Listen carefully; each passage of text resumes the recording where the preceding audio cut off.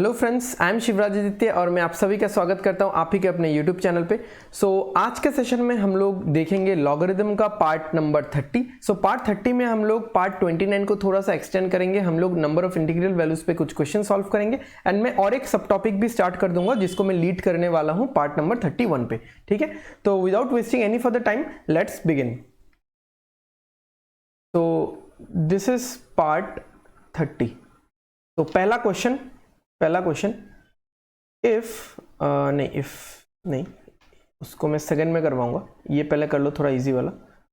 Find the number of integral values if characteristic of log n base 3 is 3। ठीक है, तो log n base 3 का अगर characteristic 3 है, यानी ये जो नंबर है ये 3 पॉइंट कुछ है, ये 3 भी हो सकता है या 3 पॉइंट समथिंग है, इसलिए इसका कैरेक्टरिस्टिक 3 है। यानी ये जो नंबर है log n base 3, ये 3 या 3 से बड़ा है बट 4 से छोटा होना पड़ेगा इसको। ठीक है, तो अगर मैं अभी एक्सपोनेंशियल फॉर्म में लिखूं तो क्या होगा, जो n होगा log तो हट जाएगा, n जो होगा वो क्या होगा 3 के पावर में 4। सही है, 3 के पावर में 4। ओके, एंड यहां पे 3 के पावर में 3, तो ये क्या होगा 27 less than equal to n less than 81। तो ऐसे कितने नंबर्स हैं जिनका log n बेस 3 आएगा, यानी नंबर ऑफ डिजिट्स 4 आएगा। तो -27 कर दो, +1 एक्स्ट्रा वो करके जरूरत नहीं है वैसा करने का। डन। ठीक है, चलो नेक्स्ट देखते हैं।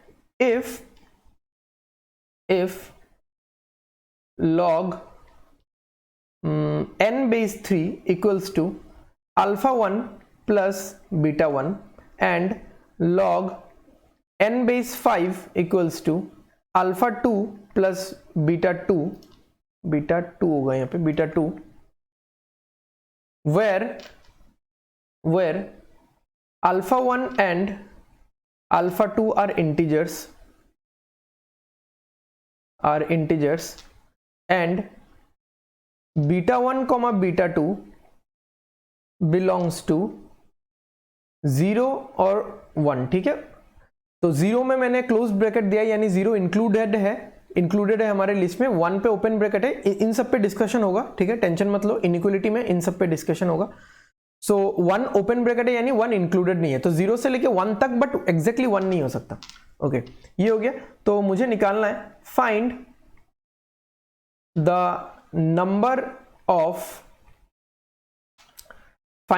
Of integral values, find the number of integral values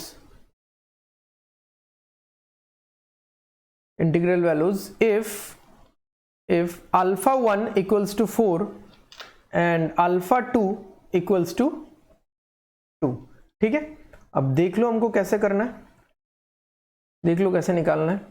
अच्छा, यहाँ पे इंटीग्रल वैल्यूज ऑफ n लिख सकते हो, बट पता ही रहेगा ना ये तो, और मतलब common sense he. Integral values of n, ठीक है, इंटीग्रल वैल्यूज ऑफ n। चलो ठीक है, कोई इशू नहीं है। तो यहां पे ना आपको थोड़ा सा मतलब बेवकूफ बनाने की कोशिश की गई है। आप log n बेस 3 बोलो या log n बेस 5 बोलो, जो भी बोलो, ये दो हिस्सों में बटे हुए α1 और β1, जहां पे α1 4 है और α2 2 है, यानी ये दोनों इंटीजर्स हैं। और जो β1 और β2 है ये 0 से लेके 1 के बीच में, यानी ये 0 पॉइंट समथिंग है, 0.2, 0.25, 0.5, 0.75 कुछ भी है। मतलब मैं ये मान सकता हूं कि ये दो पार्ट है, ये कैरेक्टरिस्टिक है, और ये जो पार्ट है ये मेंटीजा है इस log n बेस 3 का या log n बेस 5 का, है ना। ये कैरेक्टरिस्टिक है, ये मेंटीजा है। सेम गोज फॉर α2 एंड β2, है ना। तो यानी मुझे ये पता चल गया कि log n बेस 3 का कैरेक्टरिस्टिक जो है वो है 4 एंड log n बेस 5 इसका जो कैरेक्टरिस्टिक है वो है 2। यानी मैं क्या लिख सकता हूं कि ये जो log n बेस 3 है ये 4 या 4 से बड़ा है, 4 या 4 पॉइंट समथिंग है, बट 5 से छोटा है। और ये जो log n बेस 5 है, n बेस 5 है, या 2, ये 2 या 2 से बड़ा है बट 3 से छोटा है। अब आगे बढ़ते हैं, इसको यहां पे सॉल्व करेंगे, इसको यहां पे सॉल्व करेंगे नेक्स्ट स्लाइड में, ठीक है। तो फिर से मैं लिख देता हूं, log n बेस 3 ये 4 से बड़ा है या 4 के बराबर भी हो सकता है, और log n बेस 5 ये 3 से कम है और 2 या 2 से बड़ा हो सकता है, ठीक है। तो n मतलब कितना हो जाएगा, एक्सपोनेंशियल फॉर्म में लिखो, अभी तक तो आप लोग उस्ताद हो चुके हो, ठीक है। एक्सपोनेंशियल फॉर्म में लिखो, क्या होगा, 3 के पावर में 5 और 3 के पावर में 4, 3 के पावर में 4 होता है 81, यानी n 81 या 81 से बड़ा होगा या फिर 243 से छोटा होगा।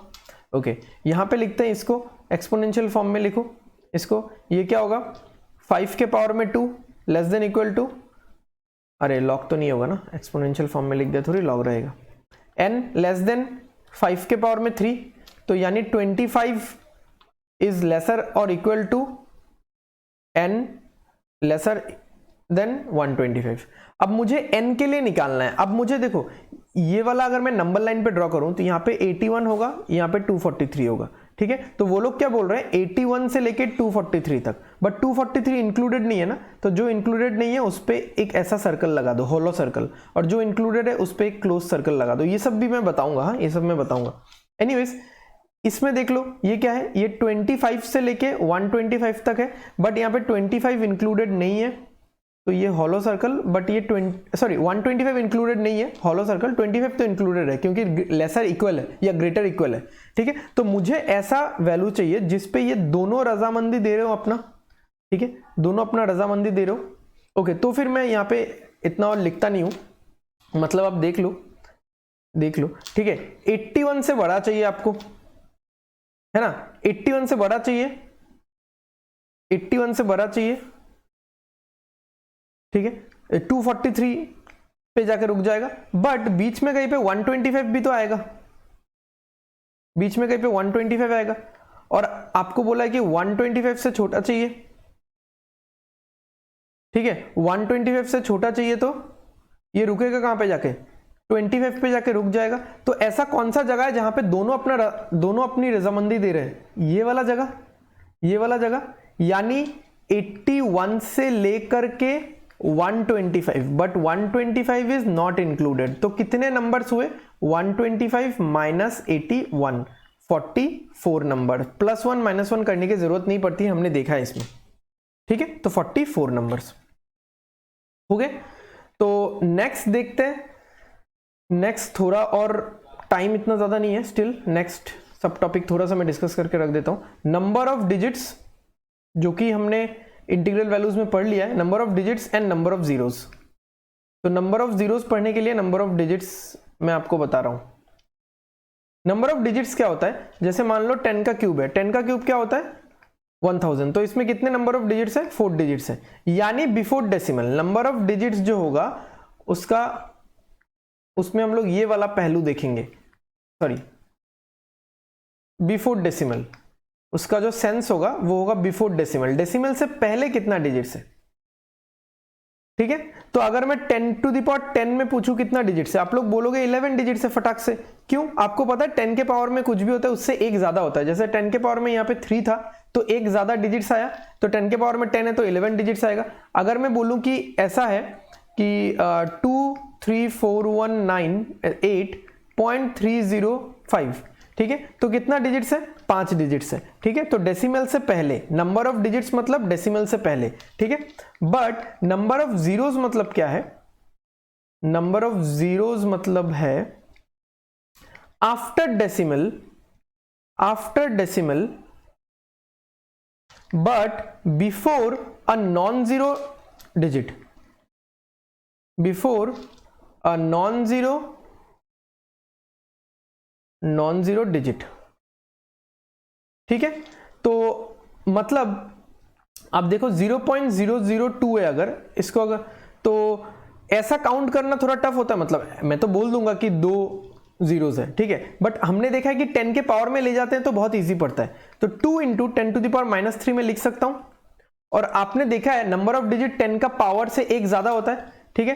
तो नंबर ऑफ डिजिट, मैं इसको लिख रहा हूं number of digit, NOD, number of digit कितना होगा अगर मैं लिखूं इसको, तो कितना पावर है -3, उससे एक ज्यादा तो क्या हो गया -2। अब नंबर ऑफ डिजिट्स तो -2 में नहीं हो सकता ना, तो आप मॉड ले लो ना, आप मॉड ऑफ 2 ले लो, मॉड ऑफ -2 ले लो, क्या हो जाएगा 2 हो जाएगा, ठीक है। ऐसा मॉड वर्ड कुछ इशू नहीं है, बट आपको पॉजिटिव में लेना है, बस माइनस में आंसर आ सकता है, आपको लेना है पॉजिटिव में, ठीक है।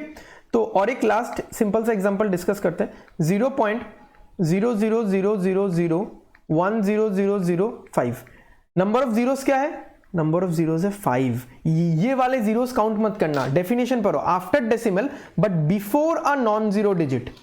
आफ्टर डेसिमल आपको जीरोस काउंट करने हैं, सच बात है, आफ्टर डेसिमल आपको जीरोस काउंट करने हैं, बट एक नॉन जीरो डिजिट से पहले, तो 1 से पहले कितने डिजिट से, 1 से पहले यहां पे कितने जीरोस है, 5 जीरोस, ठीक है, 5 जीरोस, ठीक है। तो आज का सेशन हम लोग यहीं पे खत्म करते हैं। आई होप आपको पसंद आया होगा, ठीक है, सेशन अच्छा लग रहा होगा तो लाइक करो, शेयर करो और सब्सक्राइब कर दो, सो दैट आने वाले वीडियोस के नोटिफिकेशन आपको मिलते रहे, ठीक है। तो मिलते हैं हम लोग सेशन नंबर 31 पे, बेसिकली पार्ट 31 पे, ठीक है। Take care, bye bye, study hard and study well, bye bye.